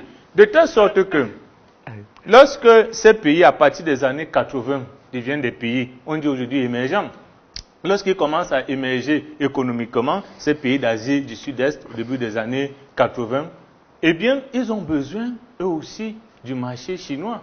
Et la collaboration, il le rappelait tout à l'heure, entre les entrepreneurs chinois et les entrepreneurs des pays d'Asie du Sud-Est facilite donc, accélère quelque peu l'éclosion de la Chine. Donc, il faut prendre en compte le passé, l'héritage historique antique de la Chine en tant que civilisation rayonnante. Il faut prendre en compte le contexte idéologique qui a boosté, qui a mentalement armé les Chinois, les leaders chinois qui étaient face à un défi. Soit on disparaît, soit on s'affirme. Ça donne une autre psychologie aux uns aux autres. On est en situation de légitime défense, mais dans un contexte purement idéologique. Il faut maintenant prendre en compte. On le disait tantôt, la plupart de ces pays, les populations, pour la plupart de ces pays, sont originaires de Chine et les populations sont originaires de Chine et ont l'influence chinoise. Voilà. Donc, il faut bien prendre ces éléments en compte pour comprendre qu'est-ce qui a, de façon plurielle, poussé la Chine en avant aujourd'hui. Et sa population nombreuse constitue en la matière encore un atout essentiel lorsqu'on sait que c'est une production à bas coût. Vous savez, en Chine, il y a ce qu'on appelle les carrefours des Mengong. Les Mengong, ce sont les chômeurs qualifiés. Ce sont des ouvriers qualifiés. Ils se retrouvent tous les matins à un carrefour. Ils ont des tabliers. Il est écrit plombier, menuisier, charpentier, etc. Et c'est à distance qu'un entrepreneur interpelle l'un d'eux qui peut travailler pendant 5 heures, 6 heures. Sa journée est faite, mais les revenus, le gain est extrêmement faible. C'est sur la base de, j'ai envie de dire, de cette exploitation du capital humain que ces pays-là ont émergé. Alors, puisqu'on parle des miracles les uns qui inspirent les autres, on va voir si les miracles de l'Asie du Sud-Est ont parlé à l'Afrique, s'ils inspirent les Africains, si les Africains peuvent copier eux aussi ce modèle. On va voir d'ailleurs si ces miracles sont suffisamment connus sur le continent africain. Ce sera l'objet, mesdames, messieurs, de la deuxième partie de cette émission. On marque juste un arrêt et on se retrouve tout de suite après. On est de retour sur le plateau de Vox Live. Vous êtes sur Vox Africa. Nous sommes toujours en compagnie de nos trois panélistes, le docteur Bigoumini, le docteur Simo Diom et le professeur Ebale, qui sont tous les trois universitaires. Les deux premiers sont enseignant d'économie. D'histoire économique. D'histoire économique, voilà. Économiste, histoire économique. C'est différent. Les économistes sont à Swad, nous sommes à... Ah, d'accord. Vous êtes d'histoire économie. Voilà, la précision est faite. Et vous, docteur Simo Diom, on ne le rappellera jamais assez. Vous êtes chercheur. Un simple chercheur. Alors, dans la première partie, nous avons essayé de comprendre le miracle des dragons d'Asie du Sud-Est. On a essayé de comprendre, on a vu effectivement que les uns avaient inspiré les autres à partir des différents miracles que le docteur Simo Diom nous a si bien brossé. On a essayé de comprendre l'impact que ça a eu sur l'économie mondiale, la perception que l'Occident et l'Amérique du Nord en ont eu. Aujourd'hui, dans la deuxième partie, nous allons tenter de comprendre si ces miracles-là parlent au continent africain, si l'Afrique peut s'en inspirer, quels sont les messages que ces miracles-là envoient. Mais la première chose, vous qui êtes enseignant dans les universités camerounaises notamment, la première question est de savoir, est-ce que ces miracles d'Asie du Sud-Est tels que nous les avons décryptés ici sont suffisamment connus sur le continent africain et en Afrique francophone particulièrement? Moi, je suis enseignant à l'université, j'enseigne l'histoire. Ces cours n'existent pas. Hein, parce que pour que le miracle asiatique nous parle, il faut que les gens soient au courant. Alors dernièrement, j'ai entendu le président Biya rappeler dans un discours le miracle économique de l'Asie du Sud-Est. Est-ce qu'on peut le transposer au Cameroun? Bon, alors, lorsque le président met cette phrase dans son discours, est-ce qu'il est d'abord vraiment est-ce qu'il est enseigné sur ces miracles? Excuse-moi, parce que moi j'ai toujours pensé qu'en Afrique, dans les palais présidentiels, il n'y a que des conseillers juridiques, des conseillers... Il y a des conseillers économiques aussi. Bon, il n'y a pas de conseiller historique. Oui, je n'en ai pas. Je suis partant. Il y a des conseillers historiques. Hein, Lorsque le président évoque quelque chose dans le discours et que ça attire à l'histoire, on peut contextualiser notre président pour lui dire, bon, si vous parlez de ça, bon, alors, le miracle économique de l'Asie, il ne parle pas à l'Afrique, parce que si ce miracle-là nous parlait, depuis les années 60, les années 70, les années 80, malgré tous les problèmes qu'on a évoqués tout à l'heure, que l'Afrique n'a pas été l'Asie, comme j'avais lu un article qui a été écrit par un intellectuel, je crois togolais, il a dit l'Afrique n'est pas l'Asie, où il montrait que tous les avantages que l'Asie a eu pour booster son économie, tout ce que mes collègues ont dit là, l'Afrique n'en a pas bénéficié. Bon, maintenant, après les années 60, hein, on nous dit tout le temps, le Cameroun, Côte d'Ivoire, même niveau de développement que l'Indonésie dans les années 60, que la Chine, que la Corée dans les années 60. Bon, maintenant, depuis les années 60, qu'est-ce qu'on a fait maintenant pour aller, hein, ne fût-ce qu'après 60 ans d'indépendance, qu'est-ce qu'on a fait pour aller essayer de comprendre, hein, est-ce que nous pouvons encore rattraper quelque chose? Est-ce que ces pays-là nous parlent? Qu'est-ce qu'on peut prendre? Parce qu'il y a des critères, il y a beaucoup de critères. Voilà, on verra qu'est-ce qu'on peut prendre. Moi, je vais vous demander, il y a beaucoup de choses qu'on peut prendre. Docteur Bigoumini, est-ce que vous partagez l'avis du professeur Ebale sur le fait que ces miracles sont très mal connus en Afrique? Ça dépend de la sphère dans laquelle on se trouve. Moi, la question que je me pose est celle de savoir si le bonheur vous parle. Le bonheur parle à tout le monde. Parce que tout le monde recherche le bonheur. Tout le monde recherche le bien-être. Donc, les miracles d'Asie nous parlent parce que... Non, mais avant d'arriver au fait qu'ils nous parlent, est-ce que les Africains le connaissent? Est-ce que l'histoire telle qu'on l'a décryptée ici avec vous trois est connue par les jeunes étudiants que vous voyez tous les jours dans les facultés, est connue par les économistes, est connue par ceux qui conseillent les chefs d'État sur le continent africain?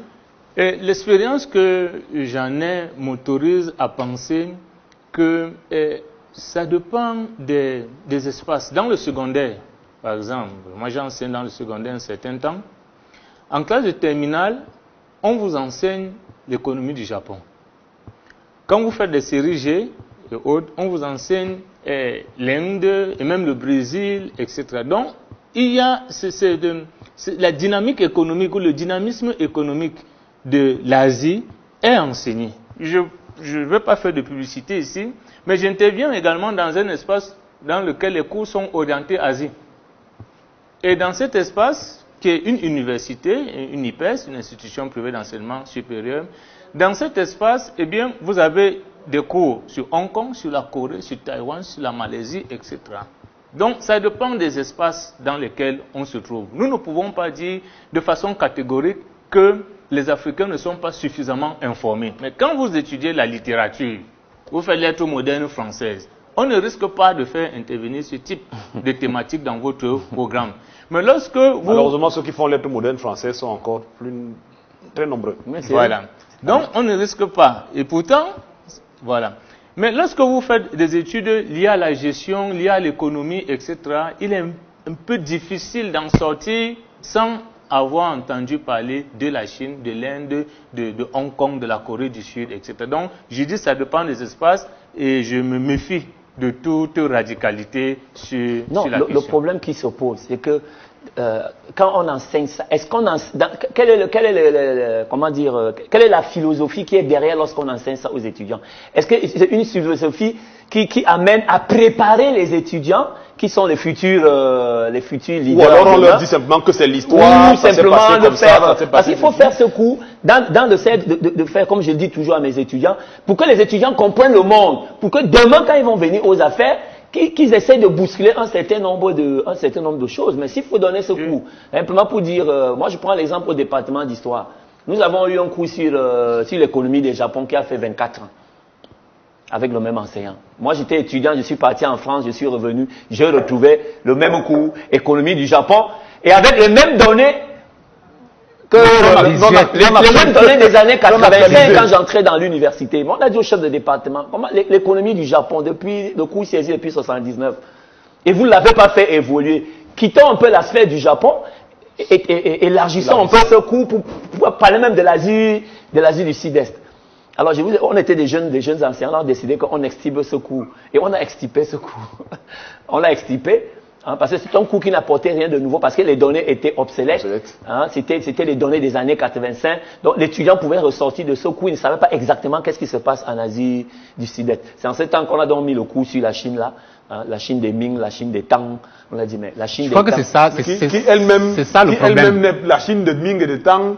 Ce n'est pas, je crois que c'est ça exactement ce n'est pas un modèle en termes d'actualisation, c'est ce que je voulais dire. Oui, mais... Donc le problème c'est exactement ça, c'est-à-dire une éducation de la récitation qui donne des informations, un ensemble de données, et qui s'attend à ce que l'apprenant les restitue pour avoir une note. C'est ça? Non, nous devons passer à une éducation du questionnement.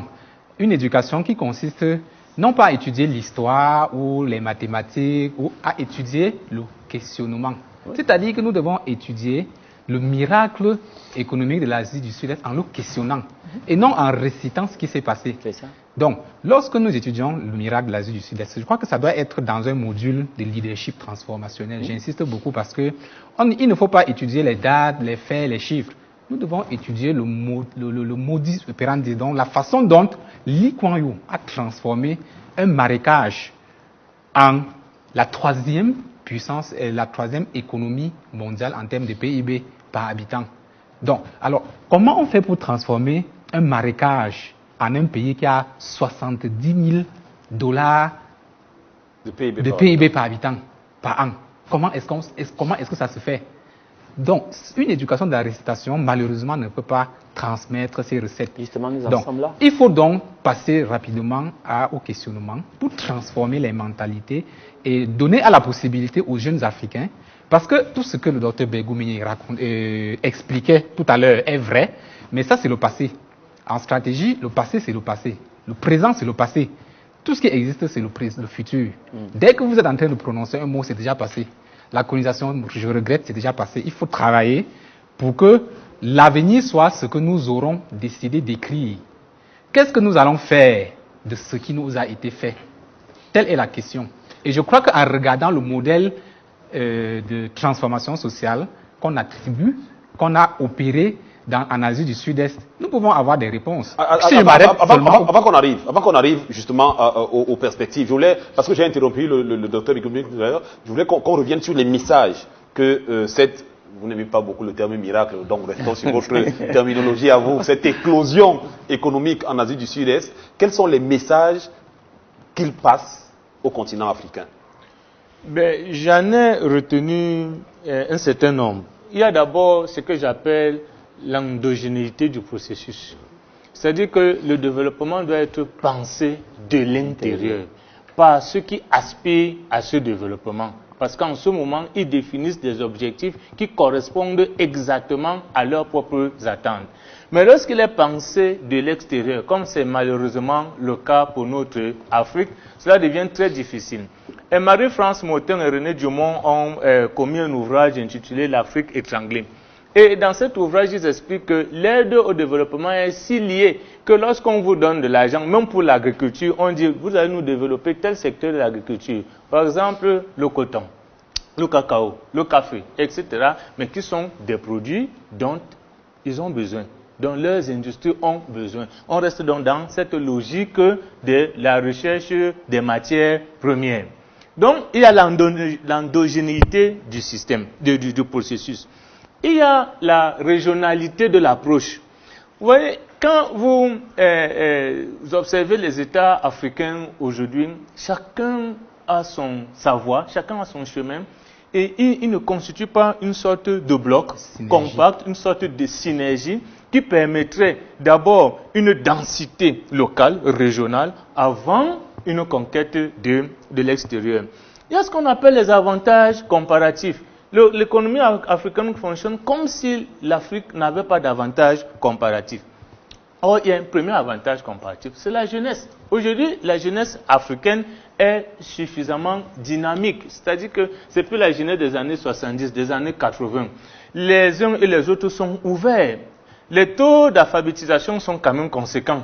Les qualifications existent. Les innovations sont même faites. Mais il faut soutenir cet avantage comparatif. Et là, moi, j'interpellerai les mécènes. Parce que ce qu'on appelle les progrès scientifiques et techniques ailleurs, ça a été fait pas seulement par les États, mais également par les mécènes. Et nous avons en Afrique des personnalités qui sont financièrement solides et qui pourraient accompagner les jeunes dans leurs initiatives. Il y a le marché africain. Les économies africaines ne semblent pas se soucier du marché africain qui a un avantage comparatif. Je prends un cas très simple. Vous prenez un pays comme le Cameroun, dont l'ensemble du sol est propice à l'agriculture, mais qui se consacre à dépenser des millions de francs CFA pour cultiver le coton, pour cultiver le cacao, pour cultiver le café, etc., la banane, et pourtant en rentrant dans ce qu'on a péjorativement appelé chez nous les cultures vivrières, eh bien on ravitaillerait non seulement les pays de la CEMAC, mais également le Nigeria, qui a son grenier au Cameroun, etc. Comment pensez-vous que le Nigeria qui est un marché de 200 millions d'habitants aujourd'hui, si ce n'est plus, vous voyez, comment pensez-vous que le Nigeria puisse imposer le prix du macabo au Cameroun? Impossible. Impossible. Donc il y a ce marché africain et qui doit être pris en compte dans les avantages comparatifs. Il y a la convoitise internationale. L'Afrique est l'objet d'une convoitise internationale. Les pays émergents, les pays développés, les aspirants, etc., tout le monde est là. Et c'est le moment dans la diversification des partenariats, de conclure aussi des alliances stratégiques. Parce que quand vous observez tous les pays qui émergent, ils émergent toujours dans le contexte, dans le cadre d'alliances. Ils n'émergent pas tout seuls. Il y a toujours des réseaux qui se constituent. Il y a l'attractivité. Nos États doivent devenir attractifs. Pourquoi les Américains, au tournant des années 70, ont-ils pu se délocaliser en Asie du Sud-Est qu'en Amérique latine, qui semblait mieux connaître? C'est parce que l'Amérique latine était plus ou moins instable aussi, avec tous ces coups d'État, Salvador Allende, etc., etc.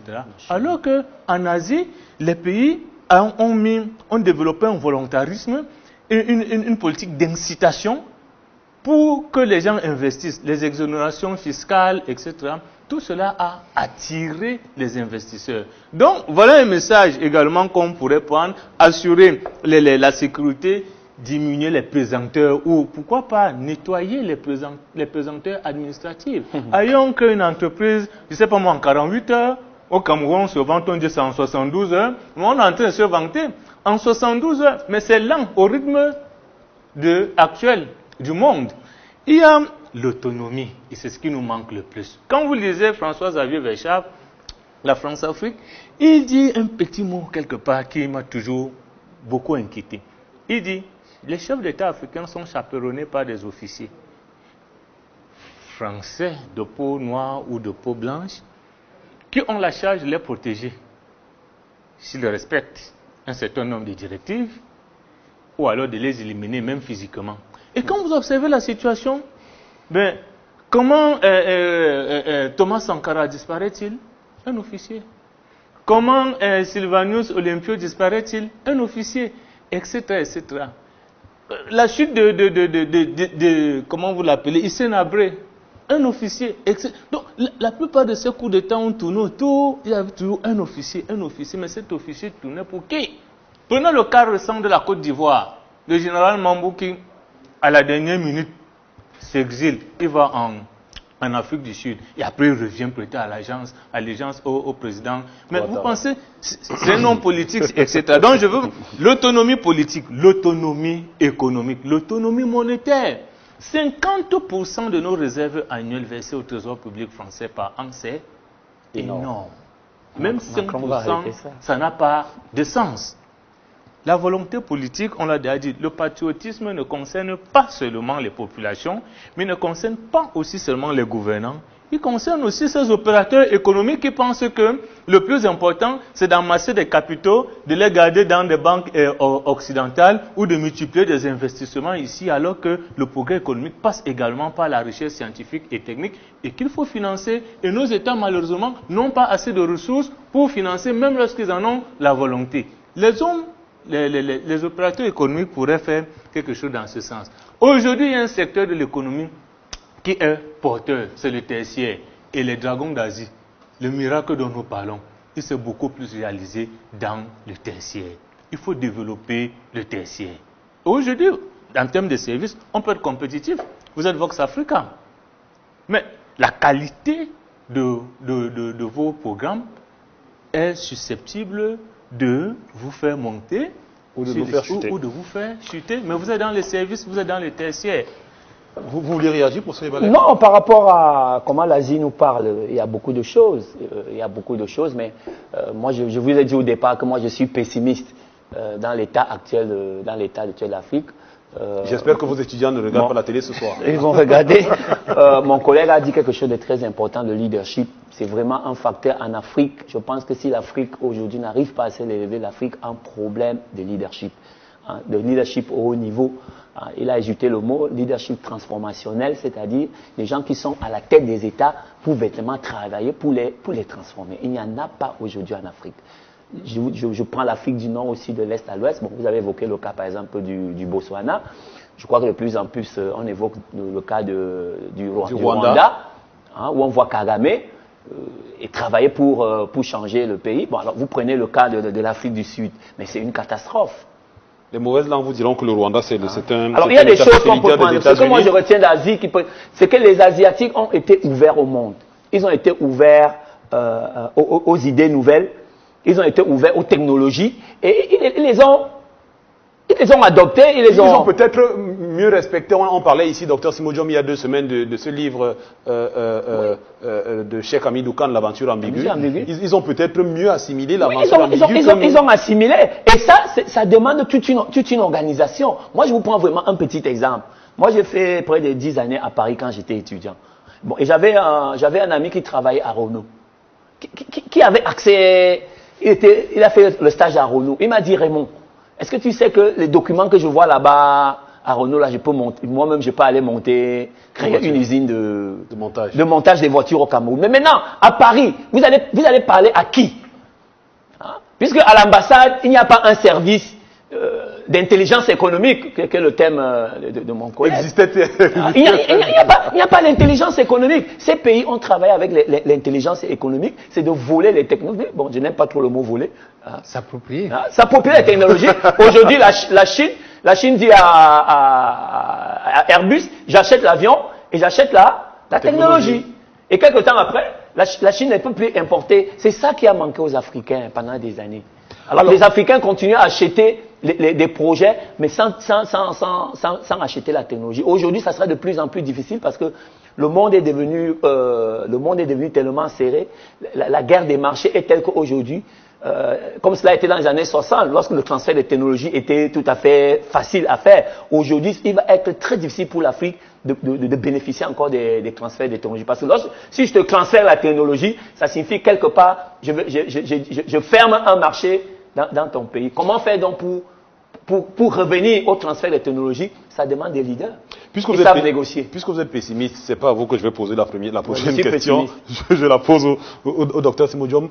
Finalement, si on revient sur les perspectives sur lesquelles vous vous étiez déjà lancé tout à l'heure, le professeur Ibalé, lui, il dit que c'est mort. Vous pensez qu'un miracle, on peut avoir un miracle africain? Je suis optimiste. Un miracle économique, je veux dire. Je suis non seulement optimiste, mais je vais déjà dire que si on décrit la réalité actuelle, nous avons déjà des miracles économiques en Afrique. Nous avons le miracle botswanais. Je rappelais que pendant 30 ans, entre 1966, la date de l'accession du Botswana à l'indépendance, jusqu'en 2000, au début des années 2000, lorsque la croissance s'est un peu essoufflée, le Botswana a enregistré un taux de croissance économique de son PIB de l'ordre de 9% en moyenne. Et ça, c'est consigné dans le livre record de Guinness. Ce n'est arrivé dans aucun autre pays au monde. Donc le miracle botswanais, il existe. C'est un miracle qui est en train de se transformer parce que, vu que le diamant est la principale ressource de ce pays, il y a actuellement un mouvement d'endogénéisation du processus de transformation du diamant. Le président Ian a demandé à toutes les entreprises qui vont transformer le diamant de le faire sur place. Et les Anglais se sont trouvés obligés de le faire. Les Anglais sont en train de s'installer au Botswana. Donc, il y a également un miracle qui se met en place en île Maurice. Il y a un miracle qui se met en place au Cap-Vert. Il y a surtout le miracle rwandais. Et le miracle rwandais se définit très simplement. Comment un pays qui, au lendemain du génocide de 1994, qui a causé la mort de 800 000 personnes, a pu devenir, 20 ans plus tard, le 7e pays le mieux gouverné au monde? Ça, c'est une question. Et je crois que face à cette question, des gens vont de toutes parts pour venir s'intéresser au Rwanda. Qu'est-ce qui s'est passé? Et qu'est-ce qui s'est passé? La réponse, c'est qu'il y a eu un leader qui a su prendre les décisions. La première décision du leader Kagame a été, parce qu'il a été en Ouganda pendant la guerre, il a compris que la langue anglaise, c'était la langue du pragmatisme, c'était la langue de la communication internationale, de l'insertion dans les échanges internationaux. Et une fois qu'il est arrivé au pouvoir, la première décision à prendre, c'était de faire de l'anglais la première langue de son pays et de transformer le Kinyarwanda en deuxième langue de son pays. Donc le français ne vient qu'en deuxième position. Donc il y a donc un rôle à faire jouer par les élites. Et nous ne nous adressons pas à ceux qui dirigent les pays africains aujourd'hui. Pour eux, si c'est à eux que nous pensons, je crois qu'il y a lieu d'être pessimiste. Mais nous ne nous adressons pas à eux, nous nous adressons à ceux qui vont aspirer dès demain à prendre les rênes dans les pays africains. Nous allons leur conseiller de lire les autobiographies des leaders de l'Asie du Sud-Est, le Tun Mahathir Mohamad de Malaisie, Lee Kuan Yew de Singapour. Et à ce titre, il y a 5 recettes que Lee Kuan Yew a indiquées dans son livre. J'ai déjà parlé du pragmatisme. Faire ce qui marche, tout simplement. Il n'était l'esclave d'aucune théorie. Il n'était l'esclave d'aucune doctrine. Il se contentait de faire ce qui marche et d'abandonner ce qui ne marche pas.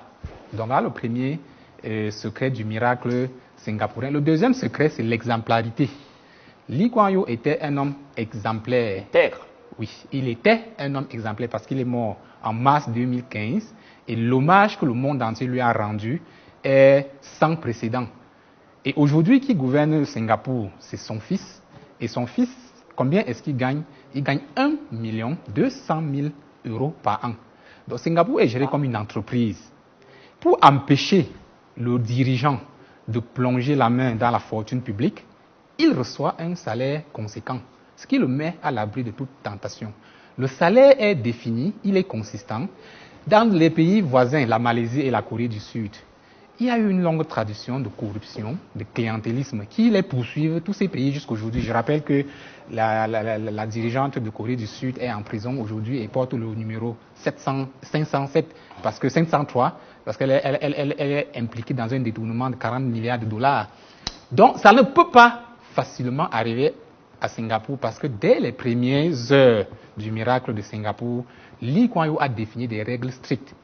Tout le monde a de gros salaires, il y a de la transparence, et il y a de la redevabilité, et il y a de la sanction pour ceux qui osent confondre les caisses de l'État et les leurs. Donc, après le pragmatisme et l'exemplarité, il y a l'égalité des chances.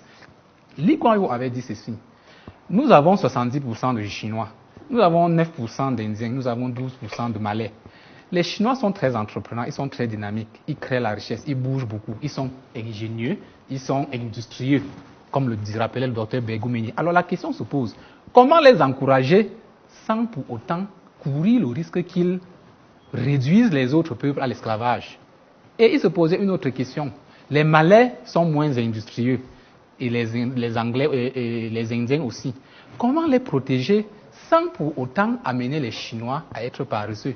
Donc je crois que les leaders de demain en Afrique doivent se poser ces deux questions, et toutes les réformes qu'ils vont être appelés à établir doivent être la réponse à ce grand équilibre, à ce grand écart. C'est vraiment un grand écart entre l'incitation des plus dynamiques et la protection des moins dynamiques. Parce que c'est ça une société. Une société est faite d'un peu de tout. Il y a enfin la stabilité. Il y a aussi, en troisième position, la stabilité et la force. Lee Kuan Yew ne croyait pas aux libertés comme religion. La liberté de presse, la liberté d'opinion, toutes sortes de libertés étaient sérieusement encadrées. Parce que, en quatrième position, la discipline était un élément fondamental. Parce qu'une société qui n'est pas disciplinée ne peut pas avoir de miracle économique. Et c'est sur ce point que l'Occident en voulait énormément à Lee Kuan Yew et aux autres leaders développeurs de l'Asie du Sud-Est, parce qu'ils avaient laissé tomber la démocratie et les droits de l'homme. Mais ce n'était pas pour être des sanguinaires, c'était pour ériger plutôt le principe de la discipline en principe de gouvernance. Donc, voilà les 5 recettes qui devraient être inscrites au programme scolaire dès la classe de la CIL, je crois. Dès la classe de la CIL, dès le jardin, depuis le jardin. Parti comme ça, je suis tenté de rejoindre le professeur Ebalé parce que on n'est pas sorti de l'auberge. Nous ne travaillons pas pour que l'Afrique change demain, ni après-demain.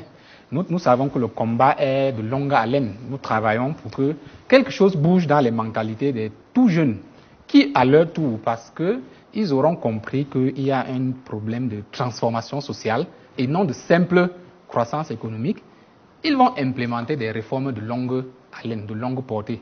Donc, je ne suis pas pessimiste parce que déjà, il y a des miracles économiques en Afrique, il en existe déjà, et il y en aura de plus en plus à condition que les Africains d'aujourd'hui, notamment les jeunes qui sont les plus nombreux, cessent de prendre le monde pour argent comptant. Ils doivent comprendre que dans les conditions difficiles, dans des conjonctures, la première conjoncture qui est la nôtre, c'est la dépendance politique. Nous ne sommes pas totalement libres, nous ne sommes pas totalement indépendants. Aucun pays au monde n'est totalement indépendant, mais nous le sommes encore moins que les autres. C'est vrai. Mais ce n'est pas parce que nous avons des difficultés à assurer notre autonomie que nous devons baisser les bras. C'est même plutôt parce que c'est difficile que nous devons le faire. Mais oui. Mais... Alors, oui, je disais pour le faire, il faut préparer la jeunesse. C'est ce que nous sommes en train de faire. Ah, peut-être c'est vous qui le faites. Oui, mais c'est ce que nous faisons là. On espère qu'il y a des jeunes qui regardent cette émission. Ce qui se passe en Afrique aujourd'hui, vous prenez dans tel pays, on tue les étudiants. Dans presque tous les pays d'Africains, on poursuit les étudiants, on enferme les étudiants. Bon, c'est pour faire quoi dans l'avenir? Parce que le problème qui se pose, c'est que oui, on voudrait que les jeunes Africains le fassent. Mais est-ce que les jeunes Africains sont préparés? Est-ce qu'on prépare les jeunes Africains? Tu as émis une idée là, lumineuse. hein, de prendre par exemple l'exemple de cet homme et de mettre ça dans les programmes scolaires. Tout simplement. Bon, je crois qu'il faut enseigner Mahathir Mohamad, voilà. le leader de maintenant, Malaisie. que sont les programmes scolaires en Afrique? Hein, je prends l'exemple de mon pays. J'ai décortiqué les programmes scolaires à l'université. Les programmes scolaires dans les universités Cameroun aujourd'hui ne sont pas faits pour ouvrir l'esprit des jeunes. Et c'est ça qui est inquiétant. Comment faire donc pour revoir tous les programmes? Parce que pour que ça change, il faut préparer les jeunes. Et moi, j'ai toujours pensé que le meilleur endroit pour préparer les jeunes, c'est à l'école. C'est à l'école qu'on prépare les jeunes. Comment faire donc? Revoir les programmes et qu'on respecte les jeunes, qu'on respecte les études. On a un afro-pessimiste d'un côté, oui, un afro-optimiste de l'autre. Docteur Degomini, c'est à vous de jouer les arbitres. Oui, je ne risque pas d'être véritablement un arbitre. Moi, je pense que nous avons un contexte technologique favorable à l'éclosion économique de l'Afrique. Aujourd'hui, les technologies de l'information et de la communication permettent à chaque individu curieux, aspirant, volontaire, visionnaire, d'investir des domaines de connaissances, des cercles de connaissances. Je dis toujours que dans les pays arabes, on se sert d'Internet pour fabriquer des bombes, les terroristes les portent, etc. On peut se servir d'Internet également pour se former. Il faut pour cela avant tout avoir une vision. Chacun doit avoir une projection de lui-même. À partir de cette projection, il recherche les éléments, avec pragmatisme, les éléments qui lui permettraient précisément de réaliser son rêve. Il en est ainsi de l'individu comme il en est de la société. On ne peut pas, moi je ne suis pas tout à fait d'accord de dire que bon, la jeunesse est plus ou moins abandonnée ou qu'elle est martyrisée ou qu'elle est, je ne sais pas moi, n'est pas suffisamment dopée du point de vue de l'éducation. Je pense que les États africains, et je veux prendre le cas du Cameroun, déploient des efforts pour la qualification des étudiants, pour la formation d'un certain profil. Quand vous prenez les IPES aujourd'hui, vous pouvez ne pas être d'accord, mais je veux parler de ce que je vois, de ce qu'on voit. Quand vous prenez les IPES aujourd'hui, je vais parler sans nommer quelques-unes parce que je ne veux pas faire de publicité sur votre plateau. Il y a des innovations qui sont faites dans des écoles. Un certain nombre. Je parlerai de quoi? Il y en a tellement. Je vous inviterai peut-être alors à notre université, l'Université protestante d'Afrique centrale. Je peux parler d'elle sans publicité. Et vous vous rendrez compte que des jeunes aspirants ingénieurs ne sont même pas encore ingénieurs, développent des systèmes révolutionnaires. Mais ils ne sont pas connus. Ils ne sont pas bancarisés. Ils ne sont peut-être pas bancarisables. Il n'y a pas une politique de mécénat qui ferait en sorte qu'un groupe de ces jeunes qui irait voir un mécène recevrait, je ne sais pas moi, un financement pour, etc. etc. Et cela s'explique entre autres par quoi? Cela s'explique par le fait que notre paysage économique est inféodé de ces multinationales. Vous prenez les banques, la plupart des grosses banques sur notre territoire, ce sont des banques étrangères qui n'ont pas intérêt à financer votre recherche scientifique et technique parce que ça compromettrait une part de leur marché sur votre territoire. La jeunesse n'est pas si abandonnée que ça, c'est mon point de vue, il peut ne pas être partagé. Donc moi je suis optimiste et je dis aux jeunes sur ce plateau, si vous voulez changer votre situation personnelle, individuelle et contribuer ainsi à changer la situation globale de notre société, il faut appliquer ces principes qui ne sont pas méconnus d'ailleurs de notre société, ils sont bien connus, mais il faut de la volonté pour les appliquer. Les systématiser. Oui, mais il faut la volonté, collègue Begbe, mais il faut l'encadrement. Il faut encadrer ces jeunes. Moi, j'en connais beaucoup qui ont des idées vraiment innovantes, mais qui se retrouvent dans la rue parce qu'il manque d'encadrement. C'est de ça que je parle. Moi, je pense que c'est l'État qui doit prendre cette responsabilité. L'État doit peut-être impulser, mais il y a d'autres acteurs qui peuvent suivre.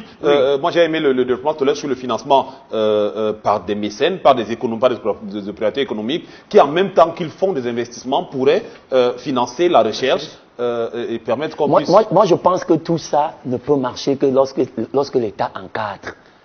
Moi, je dirais l'État impulse. Maintenant. Oui, l'État peut impulser parce que le mécène va d'abord regarder quel est mon intérêt dans cette affaire, qu'est-ce que je veux gagner dans cette affaire. Bon, je crois qu'il y a quand même des jeunes qui réussissent à s'en sortir, mais le nombre de ceux qui réussissent dans cette voie-là est très infime. Voilà. Pourquoi je dis l'État a un rôle à jouer, même quand nous sommes sur l'Asie du Sud-Est. Il faut savoir que le développement de l'Asie du Sud, ces pays-là a été d'abord impulsé par l'État.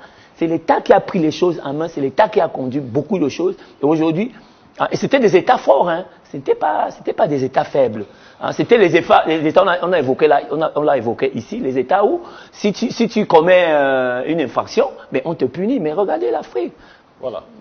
Vision, il n'y a pas de punition. Formation et encadrement, oui. Leadership transformationnel, voilà ce qu'on aura pu retenir. Voilà quelques ingrédients qu'on peut déjà soumettre à l'attention des dirigeants du continent africain pour essayer d'amorcer ce que l'Asie du Sud-Est a amorcé il y a quelques années déjà et que la Chine a également adopté.